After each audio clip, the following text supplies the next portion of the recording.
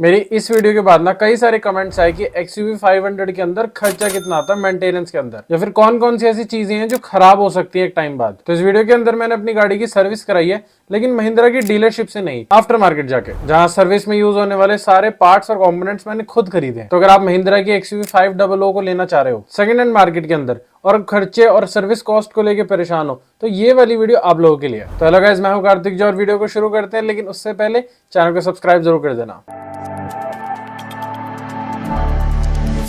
अब रिसेंटली मेरी गाड़ी ने 80,000 किलोमीटर अपने पूरे कर लिए। अब इस गाड़ी को 8 साल रखने के बाद और महिंद्रा के अंदर सारी सर्विसेज कराने के बाद मैंने इस बार सोचा क्यों ना मैं आफ्टर मार्केट जाता हूँ और देखता हूँ इस गाड़ी के अंदर कितना खर्चा आता है और मैं कितने पैसे बचा सकता हूँ। साथ ही साथ 7 या 8 साल के बाद इस गाड़ी के अंदर ऐसी कौन से कंपोनेंट्स थे जो खराब हो गए थे, जिनको मैंने अलग से रिपेयर करवाया। तो इस वीडियो के अंदर मैं आपको बताऊंगा कि कौन कौन से पार्ट्स चेंज हुए या फिर कौन से पार्ट्स डले सर्विस के अंदर, लेबर चार्जेस कितने थे और टोटल खर्चा कितना आया। इन सारी चीजों से आपको मेंटेनेंस का ना एक आइडिया हो जाएगा कि अगर आप 7-8 साल पुरानी XUV 500 को खरीद रहे हो तो अप्रोक्सीमेट कितना खर्चा आ सकता है और किन चीजों का आप लोगों को ध्यान रखना है। अब अगर मैं शुरू करता हूँ सबसे पहले वो खर्चे जो एक टाइम बाद आए हैं मेरे सामने। अब मैं ऑलरेडी महिंद्रा की क्वालिटी कंट्रोल वाली चीज के ऊपर काफी बोल चुका हूँ। ये सारी चीजें अगर आप लोग कंज्यूमर हो तो आप लोगों को फेस करनी ही पड़ेंगी। देखो, मेरी गाड़ी के अंदर मेजर 3 चीजें खराब हुई थी। एक, मेरी गाड़ी का साइड मिरर नहीं चल रहा था। दूसरा, को पैसेंजर का ग्लास विंडो नहीं चल रहा था। और तीसरी, मेरी सनरूफ भी खराब हो गई थी। अब इन सारी चीजों से ना एक चीज सबसे ज्यादा कॉमन है,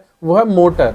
महिंद्रा के अंदर जितने भी इलेक्ट्रिकल पार्ट्स है ना, जिनके अंदर मोटर्स यूज हो रही है, वो चीजें एक टाइम बाद ज्यादा खराब होती है। और ये चीज आप लोगों को बहुत रैंडमली देखने को मिल जाएगी अगर आप लोग खुद इस चीज के ऊपर रिसर्च करोगे। अब देखो, जब आप महिंद्रा के अंदर ये वाली चीजें रिपेयर कराने जाते हो ना, तो कोई भी मोटर वो रिपेयर नहीं करते हैं, वो हर मोटर को रिप्लेस करते हैं। और अगर आप लोग सोच रहे हो कि मोटर सस्ते में आ जाती हैं, तो आप गलतफहमी में हो। इन मोटर्स के खर्चे सुन के आप लोगों का दिमाग हिल जाएगा। इस गाड़ी की सनरूफ की मोटर सबसे चीपेस्ट प्राइस में भी 14,000 रुपए की है, और ये चीज खराब भी हो जाएगी अगर आप लोग सेकंड हैंड के अंदर गाड़ी को ले रहे हो, क्योंकि ऑलरेडी वो गाड़ी ने न्यू एक्सपीरियंस खो दिया होता है। आप लोग गाड़ी को परचेज ही 6-7 साल बाद कर रहे हो, तो ये चीजें आप लोगों को फेस करनी पड़ सकती है। अब देखो, यहाँ पे मैंने किसी भी केस के अंदर मोटर को रिप्लेस नहीं करवाया, यहाँ पे मैंने मोटर्स को रिपेयर करवाया।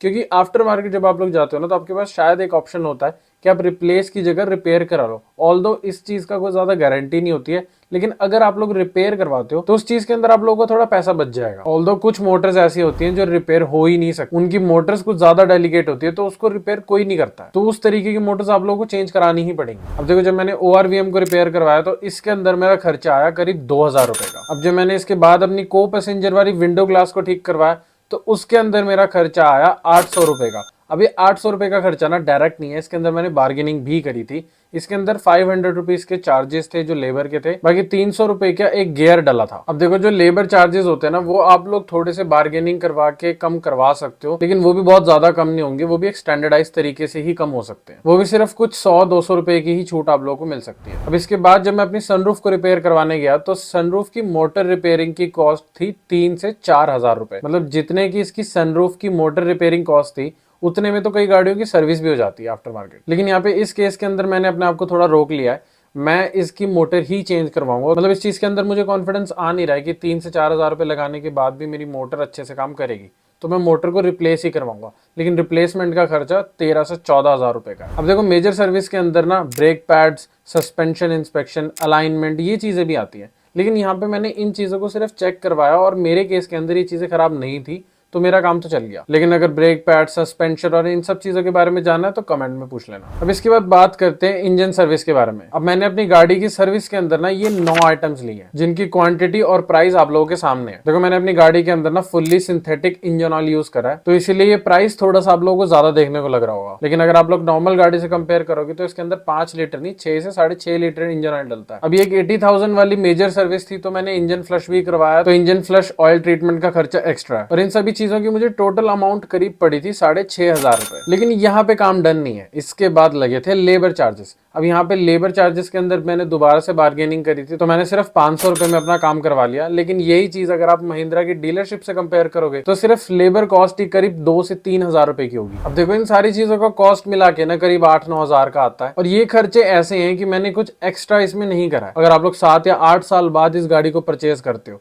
तो इन जैसी दिक्कतें या फिर इनसे एक्स्ट्रा दिक्कतें भी आप लोगों को देखने को मिल सकती हैं। देखो, मैंने पास्ट के अंदर भी एक कंप्रेसर का बेयरिंग चेंज करवाया था, क्योंकि उसकी वजह से गाड़ी के अंदर नॉइस आ रही थी। उसका खर्चा अलग से 4,000 रुपए का था। तो ये रैंडम कुछ ऐसे खर्चे होते हैं जो इन गाड़ियों के अंदर आप लोगों को देखने को मिलेंगे। अब ये सारी चीजें मैं आप लोगों को इसीलिए बता रहा हूँ क्योंकि जो इन गाड़ियों को खरीद रहे हैं ना, वो लोग इस माइंडसेट के लिए प्रिपेयर्ड ही नहीं है। उन्हें पता ही नहीं है कि इतने सारे खर्चे उन लोगों के सामने आने वाले हैं। सेकंड हैंड गाड़ी को खरीदते वक्त लोग सिर्फ बाहर से गाड़ी को देखते हैं या फिर वो देखते हैं कि गाड़ी चली कितनी हुई है। इसके अलावा ये सारी चीजें वो ध्यान ही नहीं देते हैं। उन्हें पता ही नहीं होता कि मेंटेनेंस कॉस्ट कितनी है। और अगर आप लोग माइलेज को लेकर कंसर्न हो तो एक बार इस वीडियो को दोबारा देख लेना। देखो XUV 500 का ना कोई कॉम्पिटिशन नहीं है। ये अपने टाइम पे ना बीस्ट हुआ करती थी। मैं इस गाड़ी को खुद 8 साल से यूज कर रहा हूँ, लेकिन मैं इन सारी चीजों के लिए प्रिपेयर्ड था क्योंकि मैं इतने सालों से महिंद्रा के साथ एक्सपीरियंस करता हुआ आ रहा हूँ। ये सारी चीजें ना बहुत कॉमन बन चुकी है मेरे लिए। लेकिन इस वीडियो के अंदर मैं सिर्फ यही बात को पोर्ट्रे करना चाहता हूँ कि जो लोग सेकेंड हैंड मार्केट के अंदर ये गाड़ी 3 से 4 लाख रुपए के अंदर खरीद रहे हैं, जो लोग बजट किसी और गाड़ी का लेके गए थे लेकिन 7 सीटर देख के पागल हो गए हैं और इस गाड़ी को खरीद लेते हैं, उसके बाद उन लोगों को कितनी सारी परेशानियां आती हैं। अब जैसे कि मैंने वीडियो के अंदर पहले भी बात करी थी कि सस्पेंशन और ब्रेक पैड्स का खर्चा मैंने इसके अंदर नहीं इंक्लूड करा क्योंकि मेरे वाले चल गए थे, लेकिन आने वाले टाइम में वो चीजें भी खराब होंगी। और मैं आप लोगों को पहले बता देता हूँ, अगर आप लोग इसके चारों सस्पेंशन सेट चेंज करने जाओगे ना ब्रेक पैड्स के साथ साथ, तो आप लोगों का खर्चा 20,000 रुपए तक पड़ जाएगा, जो कि शायद नॉर्मल गाड़ियों के अंदर आप लोगों को नहीं देखने को मिलेगा जो इस बजट के अंदर आती है सेकंड हैंड के अंदर। देखो जो प्राइसिंग की लिस्ट मैंने आप लोगों को दी है, इसके अंदर मैंने ब्रांड नेम को मेंशन नहीं करा, लेकिन मैंने यहाँ पे सारे रिनॉन्ड ब्रांड्स को यूज करा है। और मेरी एडवाइस यही रहेगी कि ये वाली सारी जो चीजें अगर आप लोग खरीदते हो तो किसी ट्रस्टेड डीलर से ही खरीदना, क्योंकि इसके अंदर एक अलग से स्कैम्स चलते हैं और इनकी MRPs और डिस्काउंटेड प्राइसेस में काफी फर्क होता है। तो ये चीज आप लोगों को देखनी पड़ेगी कि किस डिस्ट्रीब्यूटर से आप लोग अपना सामान खरीद रहे हो। देखो ये ना डीजल गाड़ियां हैं, अगर इन गाड़ियों को रखना है ना आप लोगों ने, तो इन गाड़ियों के लिए थोड़ी मेंटेनेंस आप लोगों को देनी पड़ेगी, क्योंकि यही एक मेजॉरिटी डिफरेंस होता है पेट्रोल गाड़ी को ओन करने में और एक डीजल गाड़ी को ओन करने में। तो ये वीडियो को काफी मैंने शॉर्ट रखा लेकिन काफी क्रिस्प और इन्फॉर्मेटिव रखा। अगर वीडियो पसंद आए तो वीडियो को लाइक करना, चैनल पर नहीं हो तो चैनल को सब्सक्राइब जरूर करना। मिलते हैं नेक्स्ट वीडियो में। Thank you for watching.